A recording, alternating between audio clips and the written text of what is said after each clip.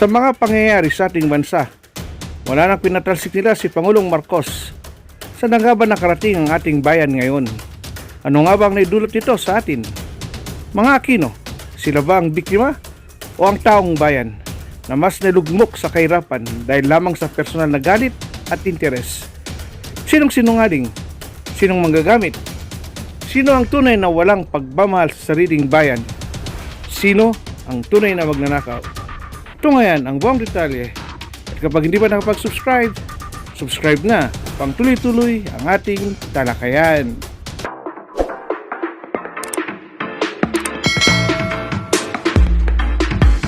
Magandang umaga, magandang tanghali at magandang hapon. Kung sa Pilipino pa, magandang araw sa inyong lahat. Balikan natin ang nangyari. Nagkaroon ng executive order, ang unang-unang executive order noong 1986 na isinagawa ni Mrs. Aquino ay yung tinatawag na Presidential Commission on Good Government, PCGG ang tawag dyan. Dahilan sa executive order number 1, number 2, number 12 at number 12A, ang ibig sabihin niyan ay kinikilala nila na ang kapangyarihan noon, nung rehimen ni Aquino, lahat ng mga bagay, ari-arian at kung anuman ang kanilang pinagsususpetsahan na may-ari dyan ay si Marcos, ang kanyang pamilya, ang kanilang mga kaibigan, ang kanilang mga associates, yan ang kailangan i-sequester. Habang hindi pa nila napapatunayan kung yung mga bagay na yan ay ninakaw ba yan na pera galing sa pamahalaan natin, kahit na ano pa man ang kanilang pinag-uusapan nun, basta't associated kay Marcos, kanilang kinuha. So anong ibig sabihin yan? Sequestered. Iko-connection ko ngayon yan sa ating agrikultura. Sapagkat dyan mismo, dyan sa batas na ginawa ni Mrs. Aquino, sinabi niya na lahat ng kanilang makukuha, lahat ng kanilang mapapakinabangan, dyan sa mga ari-arian na mga Marcos, ang kanilang mga kaibigan, ang kanilang mga associates, yung katumbas na halaga niyan, yung pera man o yung ari-arian na yan, kinakailangan yan ibigay sa comprehensive agrarian reform, ibibigay sa ating mga magsasaka. Okay. Ilang bilyon ang kanila nang nakuha? Ilang bilyon na ang kanilang na-sequester? Doon lamang sa mga ari-arian, doon lamang sa mga bangko na kanilang kinuha rin kung ano man ang nakalagay dyan, kagaya nga sa mga Swiss banks. Magkano yung nakuha nila noon? Na sa panahon ni Gloria ay nabigay na rin dito sa Pilipinas. Mrs. Arroyo yan. Mahigit kumulang 700 million pesos. Bago pa niya, nung panahon pa ni Mrs. Aquino, panahon ni Fidel Ramos, panahon ni Estrada, panahon ni Noynoy Aquino, lahat ng kanilang na-sequester. Anong ginawa nila? Binenta. Binenta lahat ng kanilang na-sequester. Kaya nga merong kasabihan, they sequestered, they sold, or did they steal? Kaya wala pa tayong accounting hanggang sa ngayon, 35 years after na sinabi nga na lahat ng ari-arian na yan, i-convert yung mga halaga niyan para pumasok sa ating agrarian reform, agrikultura, yan ang mahalaga. Yan ang pinag-uusapan natin ngayon. Anong nangyari dyan? Kaya ko ito binabalikan sapagkat bilyon-bilyon na pera ang pumasok at nakuha nila sa pag-sequester at sa pagbenta ng mga yan. Halimbawa na lang, lahat ng kanilang natagpuan na dokumento sa loob ng Malacanang, yung mga dokumento na nagsasabi na mayroong mga bank accounts, kung sino man ang may-ari ng bank account, wala ang pangalan ni Ferdinand Marcos o ni Imelda Marcos doon. Nasa pangalan niya ng mga foundation. Hindi nila napatunayan din kung yung mga foundation na yan ay si Marcos o si Imelda may-ari. Sapagkat nakita nila yung mga dokumento sa loob ng Malacanang, they presumed and they concluded sa mga Marcoses yan. Anong ginawa nila? Sinabihan ang Swiss government, hawakan ninyo yan, i-sequester ninyo yan, kasi yan ibabalik sa Pilipinas. Binalik nga after so many years. Ngayon, ang katanungan na parati kong ang sinasabi, yung pera ba na nakuha nila dyan, ilang bilyon na pesos, sapagkat milyon-milyon na dollars yan, pumunta ba yan sa agrarian reform? Kung sakaling pumunta sa agrarian reform, bakit sa kasalukuyan ngayon naghihirap pa tayo sa ating pagkain, sa bigas na lamang? Samantalang sa panahon ni Marcos, for the first and only time in Philippine agricultural history, or sabihin na natin, in our history, for the first and only time, nakapag-export tayo ng bigas na ani natin. Paano nangyari ito? Sapagkat nung panahon ni Marcos, binigyan niya ng katakot-takot na tulong ang ating mga magsasaka. Binuksan ng rural banks para kahit na walang collateral, ang mga magsasaka pinautang para meron silang tinatawag na pag-tide over, yung panahon na nag-iintay sila para umani. Kaya habang wala silang inaani pa, wala pa silang trabaho, ano naman ang kanilang kakainin? Utang muna sa gobyerno yun, sa rural bank. Binigay ang mga incentives ng insecticides, yung mga pataba, ang mga fertilizers, at higit sa lahat, ginamit lahat ng mga nadiskubre dyan sa University of the Philippines sa Los Baños at sa International Rice Research Institute na itinalaga rin ng panahon ni Marcos. Nagkaroon dyan ng bigas, o ang tawag dito, binhi, na kung itanim mo, ay maaari kang mag-ani 3 beses sa isang taon.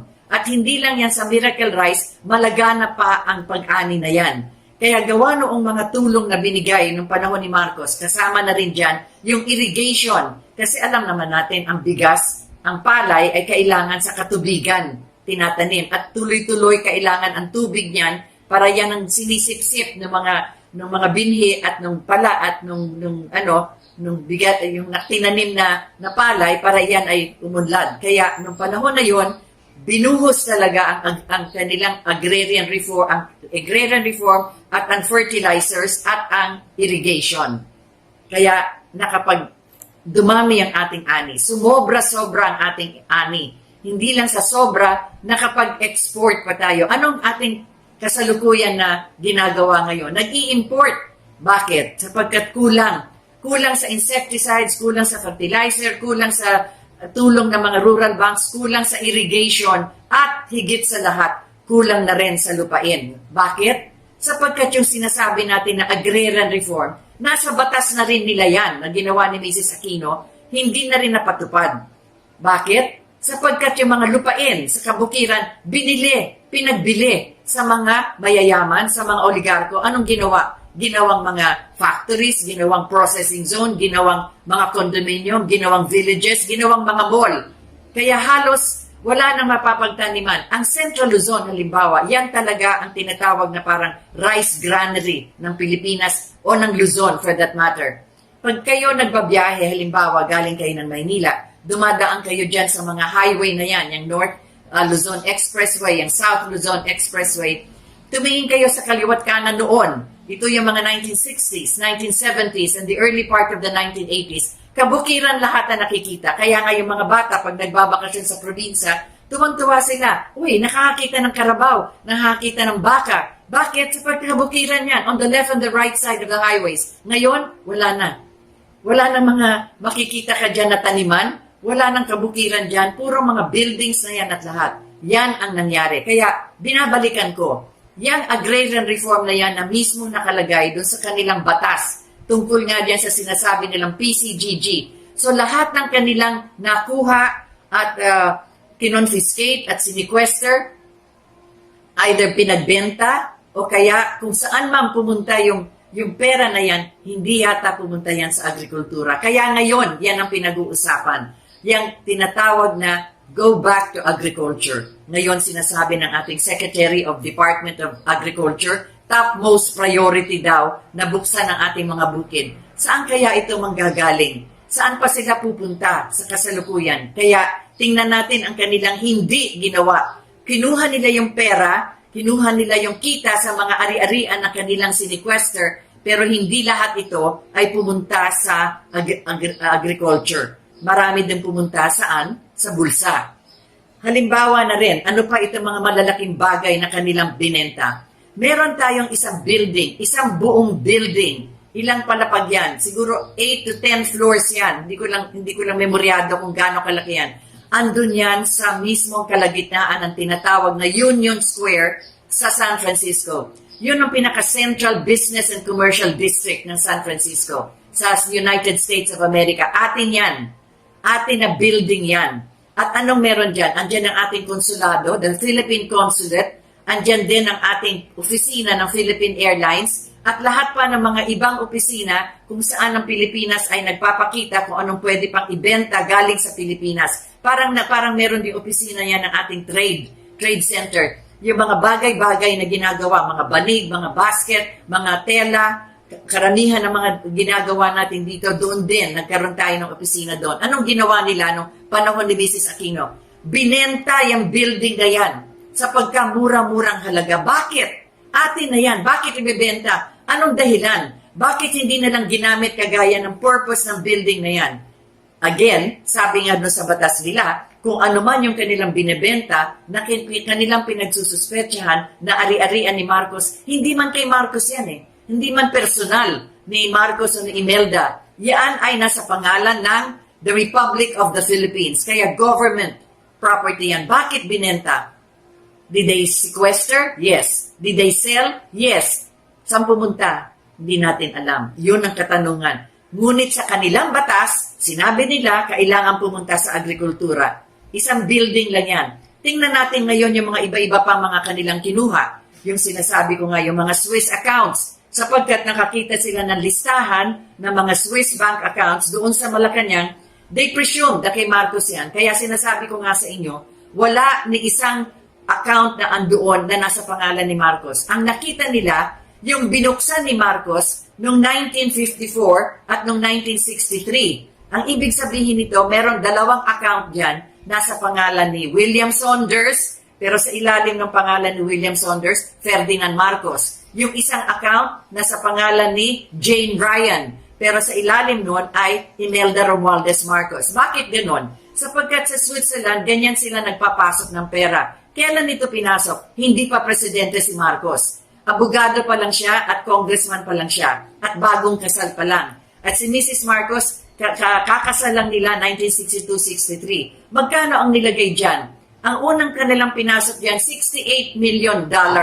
Saan ang galing ito? Hanggang ngayon, hindi natin masasagot sapagkat ang taong nagpasok niyan ay namatay na. Hindi nila pinayagan si Marcos na bumalik sa Pilipinas at sa kanya ay madinig natin ang kwento kung saan nanggaling ang kanyang kayamanan. Saan napunta yung pera na yan? Saan napunta yung mga accounts na yan, yung Swiss accounts na yan? Yung simula ng pagpasok ni Mrs. Aquino, nakita nila doon sa account na yan, nung kanilang ginawa ng arithmetic, mga $356 million yan.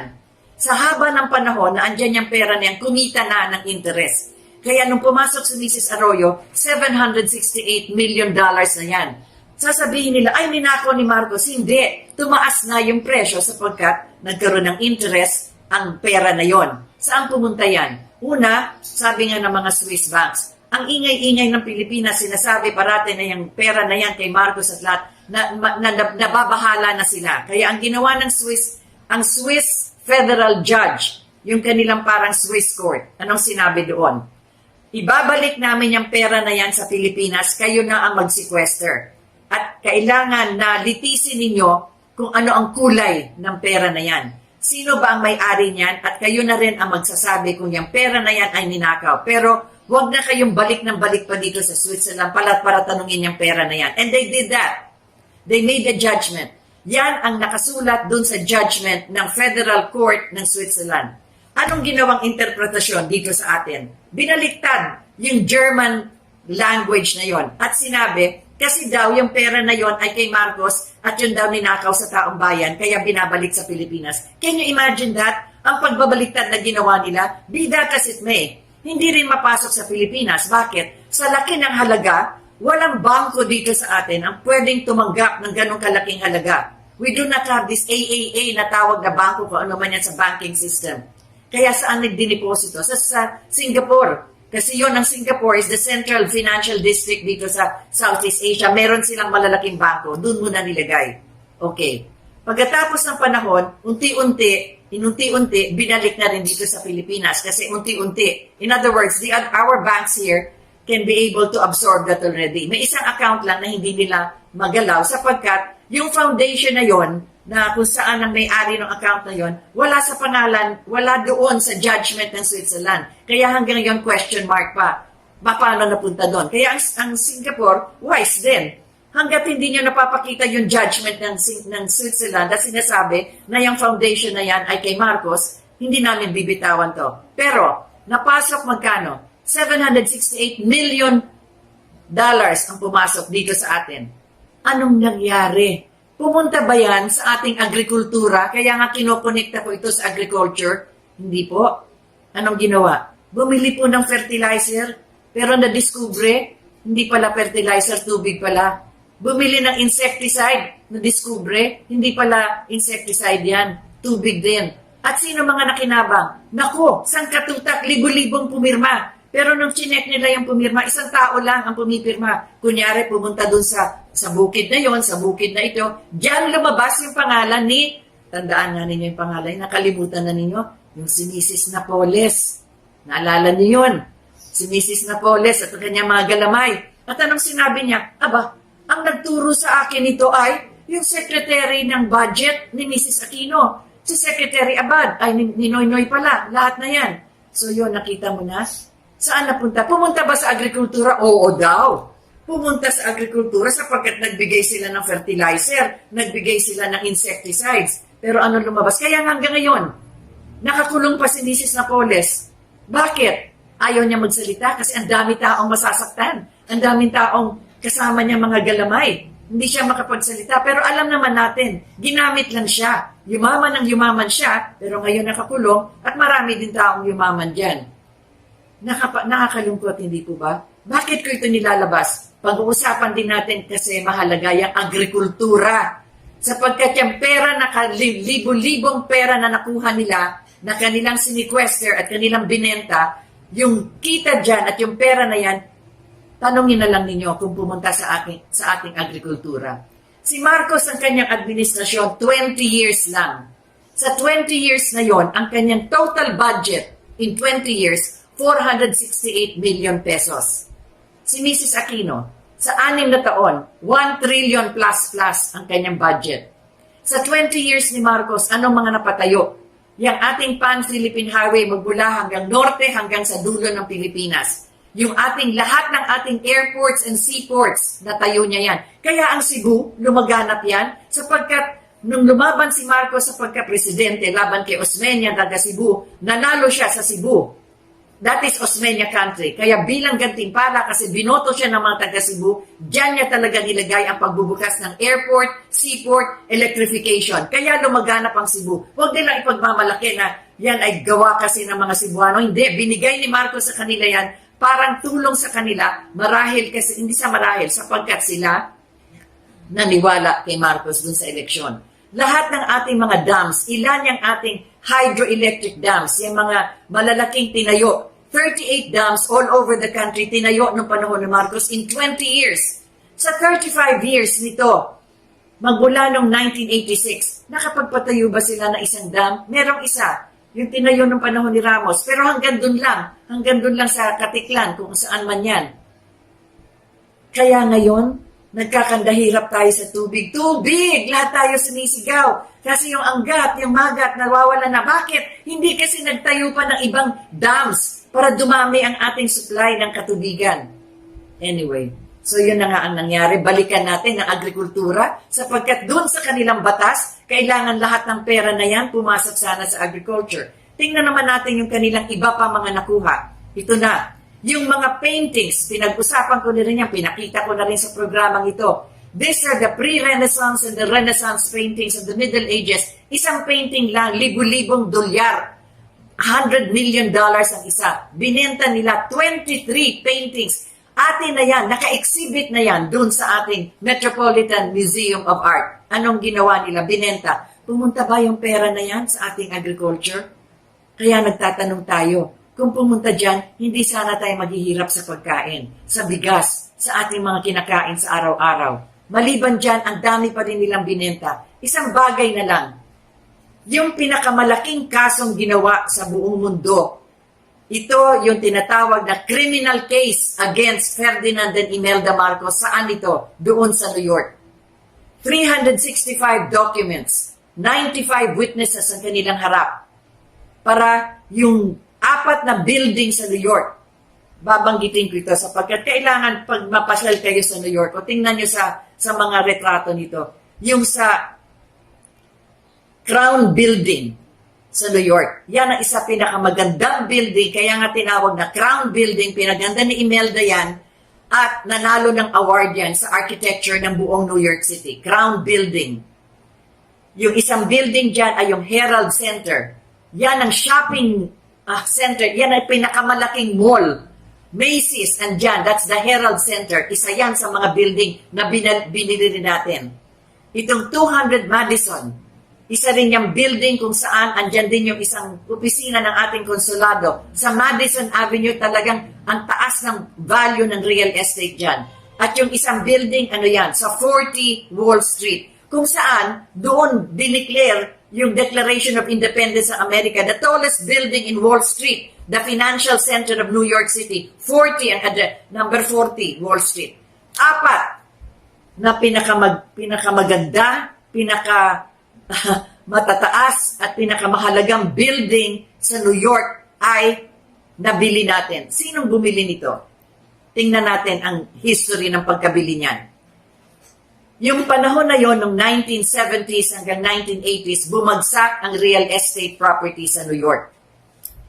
Merong lumapit kay Mrs. Marcos. Yan, sabihin na rin natin kung sino. Si Mrs. Tantoco, may-ari ng Rustan, negosyante yan. Sabi niya, ma'am, magandang bumili ngayon ng buildings sa New York sapagkat bagsak ang real estate. So sinabi ni Mrs. Marcos, kausapin natin ang presidente para sabihin ang sitwasyon ng real estate sa New York. Si Presidente Marcos kinausap ang Monetary Board ng Pilipinas. Ang namumuna noon ng ating Central Bank of the Philippines, si Jaime Laya. Siya ang governor ng Central Bank.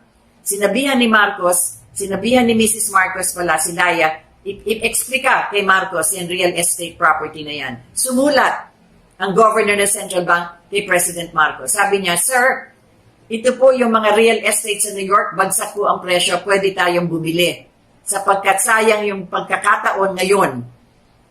Naglagay ng marginal note si Marcos. Handwriting ni President Marcos. Anong sinabi niya? Okay, pero 50-50. 50% private, 50% government. Ibig sabihin, hindi buong gobyerno ang bibili niyan. Hati, kung sino man na mayayaman na sa private sector at 50% sa government, magsama yung inyong pera, bilihin yung properties na yan. Sumulat si Jaime Laya after a week or 2 weeks. Nag-meeting po kami sa private sector at sa monetary board. Hindi po natin kaya. Hindi kaya ng private sector, hindi kaya ng government. Ang government hindi kaya mag-isa na bibili ng buildings na yan. Anong nangyari? Nabili ang mga buildings na yan. Saan nanggaling ang pera pagpasok din sa buildings na yan? Doon, sa Swiss accounts. Pumasok sa LA, pumasok sa New York, pumasok doon kay Oscar Carino na siya ang manager ng Philippine National Bank sa New York at binayad sa 4 na buildings na yan. Yan, nilabas yan doon sa trial ni Mrs. Marcos sa New York. Tandaan ninyo, nung nag-trial na sa New York, patay na si Marcos noon. Kaya nag-iisa na lang si Mrs. Marcos doon sa trial of the century sa New York na yon. At yan ang pinakita nila. Ay, nako, si Marcos nagnakaw ng pera sa Pilipinas para ibili itong mga buildings na ito. Uulitin ko yung talagang parang memoryado ko na halos sapagkat nagtrabaho ako dyan sa kaso na yan. 95 witnesses, 350,000 documents, ni isang pirasong papel. Walang ebidensyang nagpapakita na yung perang pumasok dyan pagbili ng buildings na yan galing sa national budget ng Pilipinas. Ano ba yung budget ng Pilipinas? Yan ang taxes natin. Yan pumapasok yung ating mga binabayad na buwis. That is the money of the Filipino people. Ni isang dokumento, ni isang witness na andun sa trial na yan, walang makapagsabi na galing sa taong bayan yung pera na yan. Kaya anong nangyari? Unanimous decision ng 12-member jury, acquitted, not guilty. Not guilty si Ferdinand, not guilty si Imelda. Bakit hanggang ngayon? Sabi pa sila ng sabi na nakaw yan. Samantalang doon, the most powerful country in the world, the most severest of the justice systems of the world is the United States of America. Ibig mo sabihin yung kanilang Justice Department, yung ang nangyari dyan, yung unang-unang prosecutor dyan, tandaan niyo yung pangalan na yan, nakakabit ngayon siya kay President Trump, si Giuliani. Nag-headline siya nung trial sa New York. Anong sinabi niya? I vow that Imelda will go to jail. Nung biruin niya, nag-resign siya kasi interesado siyang tumakbong mayor ng New York. Yan ang kanyang battle cry sa kampanya niyan. Ako ang magpo-prosecute diyan sa mga Marcos sapagkat magnanakaw sila. Ano nangyari kay Giuliani? Talo siya. Talo siya mismo sa New York. Kung saan dun siya salita ng salita. Yaw-yaw ng yaw-yaw. Nagpa-headlines pa sa mga dyaryo. I will jail Imelda. Pero yan na naman ang katanungan. Ang haba na ng kwento ko, pero balikan natin. Saan napunta ang pera dyan sa buildings na yan? Acquitted na. Kanino yung buildings na yan? Di kung sino may-ari niyan, di sila Marcos. Anong nangyari? Sino nagbenta? Ayan na naman. Pumasok na naman yung pamahalaan na yan. Nasaan napunta yung pagbebenta ng 4 na building na yan?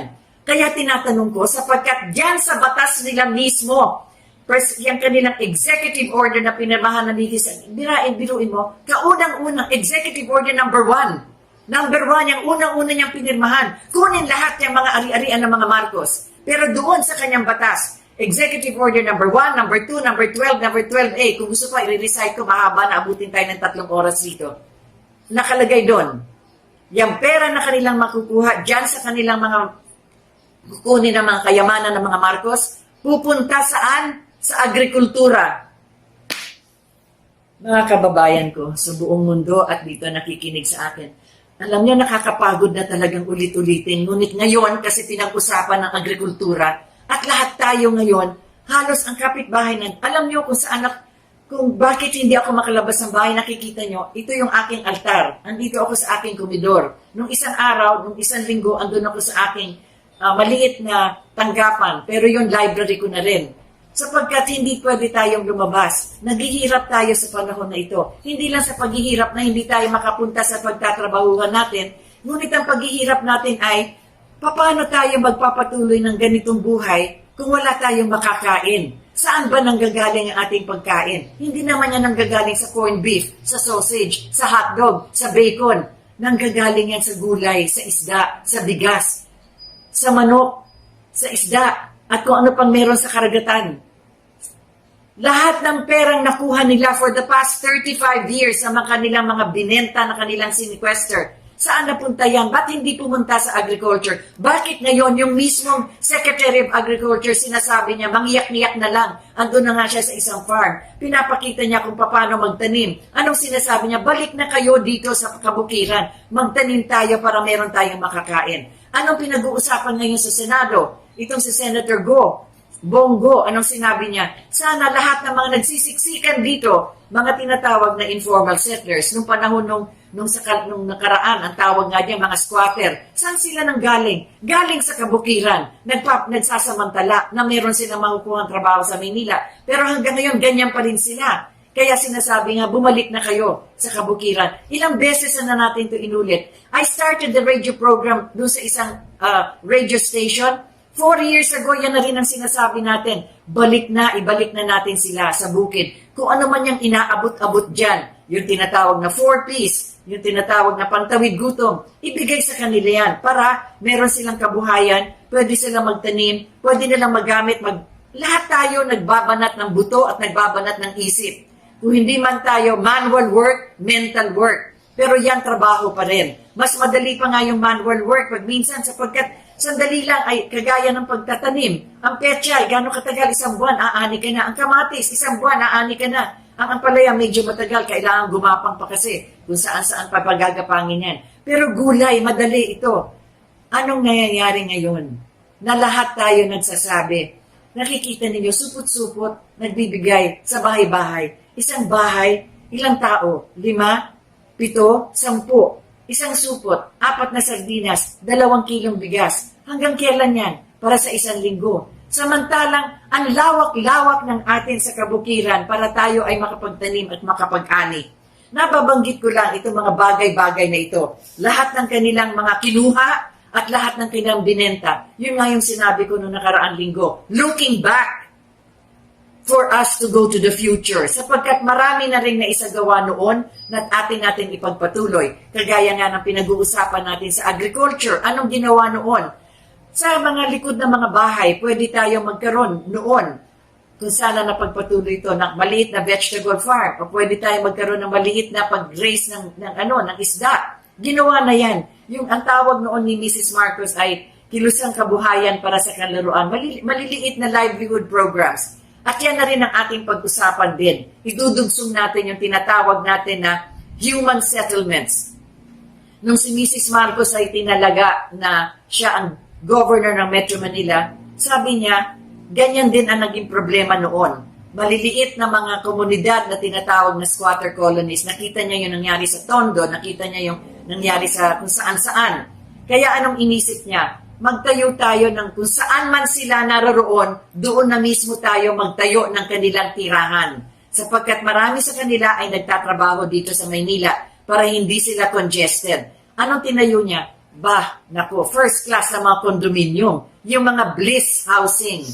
Anong tawag dyan? 5,485 condominium rooms ang natayo sa buong Metro Manila. Yang mga bliss na yan, bakit bliss ang tawag? Ganda ng pangalan, Bliss. B-L-L-I-S-S. Bagong lipunan sapagkat yan yung new society na itinalaga noong nag-martial law. Anong ibig sabihin ng SS? Bagong lipunan, sites and services. Sites, ang ibig sabihin, doon mismo kung saan na nakatira itong mga informal settlers na ito, doon mismo sa site na yan, patatayuan sila ng kani-kanilang mga tirahan. Services, yan na ang kompleto ng human settlement. Water, power, food, clothing, shelter, livelihood, recreation, education, medical services, nutrition, kasama na yung balance of ecology, justice, at yung infrastructure. Biruin na yan, 11 basic services to complete a human community.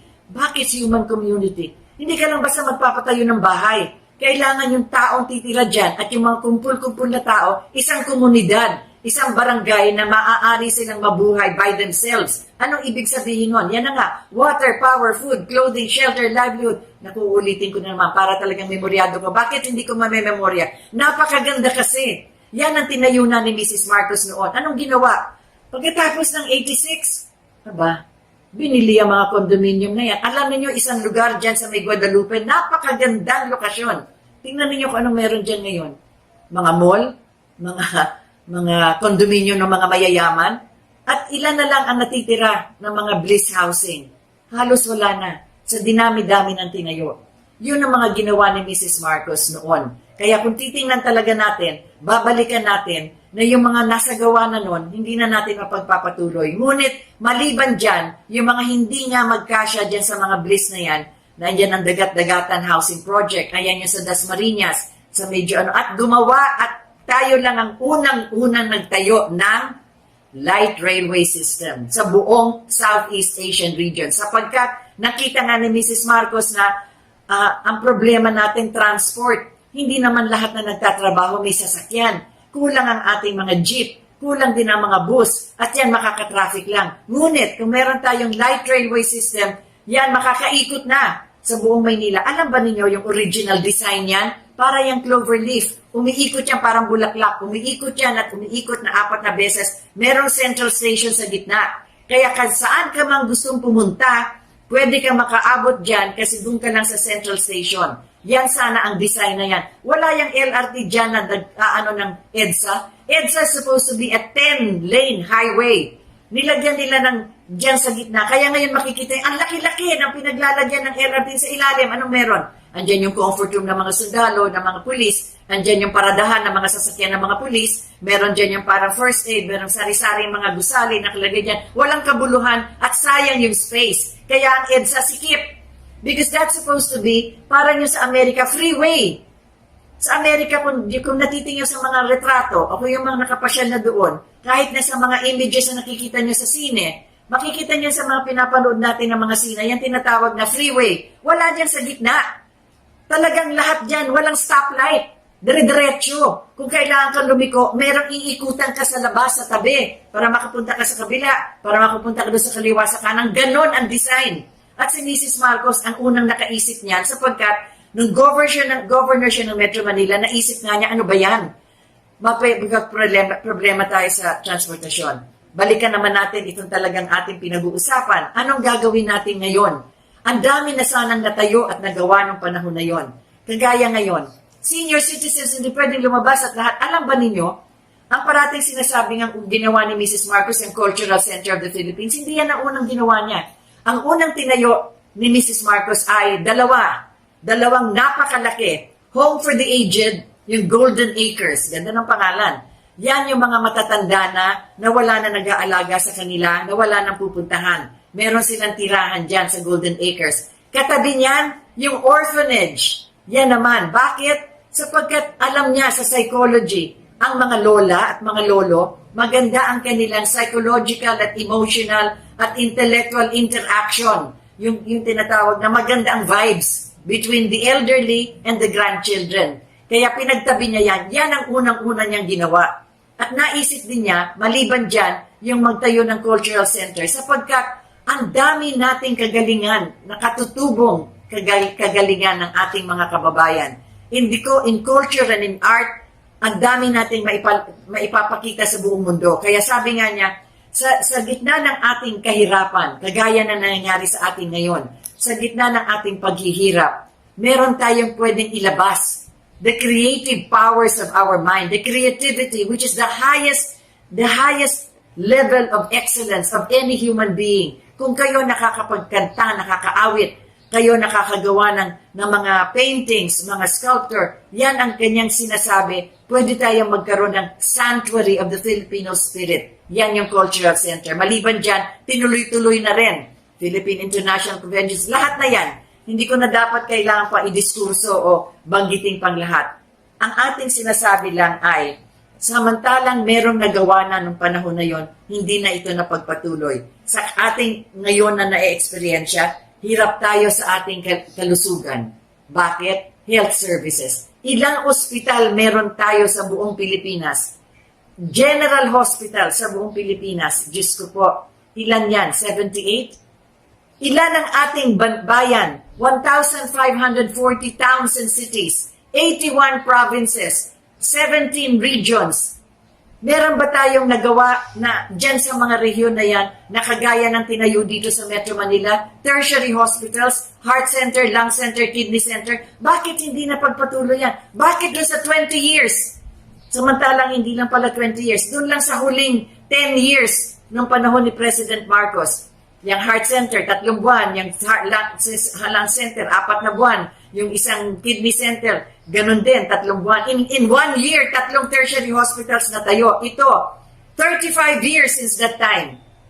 Hindi man lang na-duplicate ito kahit na lang sa mga rehiyon natin at sa ating mga probinsya. Ngayon tayo nangangailangan ng mga ospital at tingnan natin din ang sistema ng ginagawa ng ating edukasyon at lahat ng mga tulong na kailangan ibigay natin sa ating mga kabataan. Meron ba tayong curriculum other than the University of the Philippines sa Los Baños? Saan-saan pa sa buong Pilipinas? Iilan lang sa mga probinsya na magkakaroon tayo ng mga eskwelahan na magtuturo sa atin kung paano gumawa ng bangka para mangingisda at paano tayo makakabalik sa agrikultura. Ang dami ko pa sanang ay kikwento dito tungkol sa mga bagay-bagay na dahilan nga diyan sa mga ginawa nilang batas nung panahon nilang pagpasok noong 1986 na kung sana yung mga libu-libong dolyar at kayamanang nakuha nila ay pinasok nila dito sa agrikultura, hindi sana tayo maghihirap ng ganito. By now, we should already be exporting rice as a matter of fact. Kaya mahalaga po na tandaan natin, hindi lamang kung ano yung mga aral sa nakaraan. Ngayon, pinag-ausapan, yan mga nag-iikot na mga palengke ng bayan, yung mga kadiwa stores na yan, nasimula na yan noon.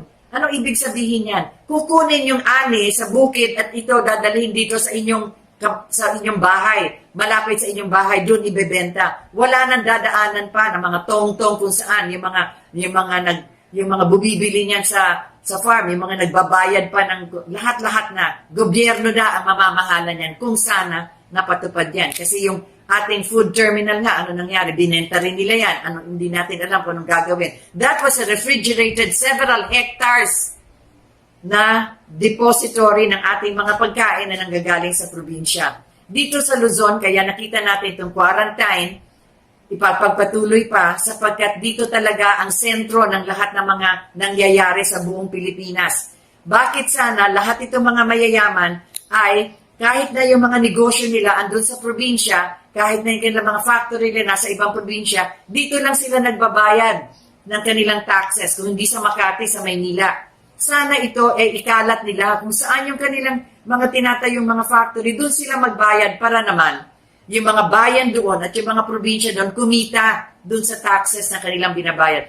Marami siguro itong kailangan baguhin ang pag-aaral tungkol dito sapagkat kagaya nga ng mga tinatawag na investments.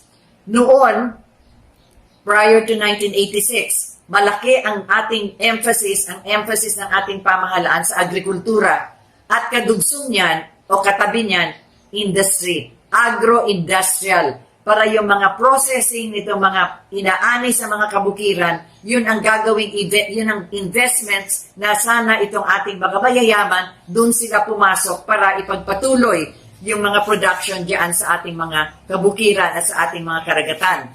Ang nangyari din ay tinayo din yung 11 industrial complexes natin. Gumagawa tayo ng sasakyan natin noon.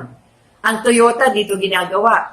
Yung Ford Motors dito ginagawa. Meron tayong ginagawang sarili natin. Kung natatandaan niyo, yung mga Tamaraw. O, di ba pangalan niya ng isang nagtatrabaho sa bukid na ginagamit ng mga magsasaka.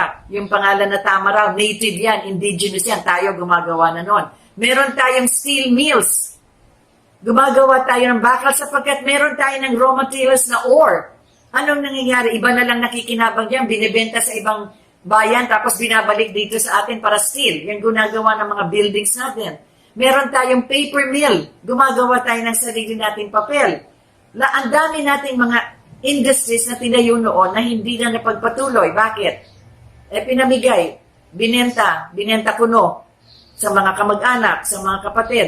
Yung ating source of energy, isa tayo sa pinakamalaking source ng geothermal. Tandaan niyo ito, halos lahat ng probinsya mayroong bulkan. Sa ilalim ng bulkan, mayroong thermal energy. Pwede yan gamitin sana. Steam, pwedeng gamitin yan as source of electricity. Anong ginawa? Binigay sa kapatid. Nung isang dating Pangulo, yung unang pumasok nung after 86. Tapos yung kapatid, binenta sa mga mayayaman. Pinagkakitaan. Ngayon, privatize na. Ang Meralco, ang may hawak niyan dati pamahalaan. Meralco hawak, pamahalaan ang may hawak. Kaya lahat ng mga gumagamit ng bumbilya, 5 pesos lang binabayad. Sapagkat nagtayo si Marcos ng Meralco Foundation na siya nag-aalaga sa paggamit ng ating elektrisidad. Ang tubig natin, sino may hawak niyan? Ang pamahalaan, the government. Para lahat ng distribution ng tubig, government ang namamahala. Ngayon, ay naku, mga oligarko na. Tiklop-luhod tayo. At maliban pa sa billing natin na hindi lang sila magbibigay ng tubig, saan katutak pa nilalagay sa basahin niyo yung bill niyo. Meron dyan mga future projects. Meron dyan sa sewage. Nililinis ba yung mga kanal nyo? Yung mga septic tank yun, di ba private yan, tatawag kayo? Kailangan sila yan kasi andun sa batas yan eh. Hindi nila ginagawa yan. Kailangan, ano yung future projects na binabayaran natin? Yan sa energy, yan Meralco. Kailangan yan pamahalan din na namamahala kasi noon, ang pamahalaan ang may hawak niyan sa Department of Energy. Kontrolado natin ang pagpasok ng krudo sa Pilipinas para yung krudo na yan nagpapaandar ng mga makina na nag-aandar ng ating mga electric companies. Yan sana. Ngayon, sino-sino nang may hawak niyan, kaya pati yung line, pati yung distribution cost, pati mga poste, lahat yan binabayaran natin. Naku po, anong nangyari? Bakit nagkaganyan? Kaya sana, na-concentrate na lang sa pagkain at sa kalusugan. Ano nga sabi ni Steve Jobs? You have to treat your food as your medicine. Kasi ang pagkain ninyo ang magagamot sa inyo. Kung ano yung kinakain ninyo, yun ang magpapagaling sa inyong katawan, sa inyong immunity, sa immunity na kailangan natin ngayon. Because if you do not take care of the food that you're eating as your medicine, one day, your medicine will become your food. Yan na ang nangyayari ngayon. Nakakatakot, hindi po ba? Mababalikan pa ba natin? Oo, pwede pa. Kaya nga ngayon, pagka pinag-uusapan ni President Duterte na nagkakamot na siya ng ulo kung saan kukuha ng resources, sapagkat sabi nga niya, walang taong kailangan magutom. Well, Mr. President, ipagpatuloy lang yung inyong initiative ngayon sa agriculture at saka dito sa health. Pwede po tayo talagang magpatuloy nito sa kasalukuyan. At kayo po ay nasa ibabaw nitong lahat at alam po ninyo, naiintindihan ninyo. Ngunit, tingnan po niyo mabuti ang mga taong nakapaligid sa inyo kung tama ba ang kanilang isinasagawa, nakatumbas na mga sinabi ninyo nung unang-una pa kayong lumuklok dyan sa Malacanang. Sapagkat yan din ang sinasabi ninyo, I would want to see the day when every Filipino can look at his face in the mirror and say, he is honorable and is dignified. To give every Filipino a certain degree of honor and dignity because he has a comfortable life. Yan ang sinabi ninyo nung unang-una kayo nagdiskurso sa Malacanang. Kahit na ano pang pandemic o kahit na anumang sakit ang umaabot sa atin ngayon, tama pa rin ang direksyon na inyong patutunguhan. Bigyan ninyo ng concentration yung tinatawag nga ng inyong Secretary of Agriculture, itong ating pagkain, lalong-lalo na ang pagbabalik sa kabukiran para ang ating mga tao, karamihan ng mga nakatira sa ating mga urban centers ay bumalik na para makapagtulong sa pagsasaka. Alam po ninyo sa buong mundo, kagaya na nangyari sa Russia, sa Union of Soviet Socialist Republic, ngayon ang tawag dyan Russian Federation, na nakausap namin, nakapanayam ko, na-interview ko, yung tinatawag na one of the most important mathematicians or scientists of the Soviet Union. Anong sabi niya? Alam mo kami sa computer, naabot na natin hanggang sa dulo at nakabalik na kami. At umabot ulit kami hanggang sa we have exhausted what technology can do as far as communication, information, internet, lahat ng yan. Alam mo ang conclusion niya? Go back to agriculture.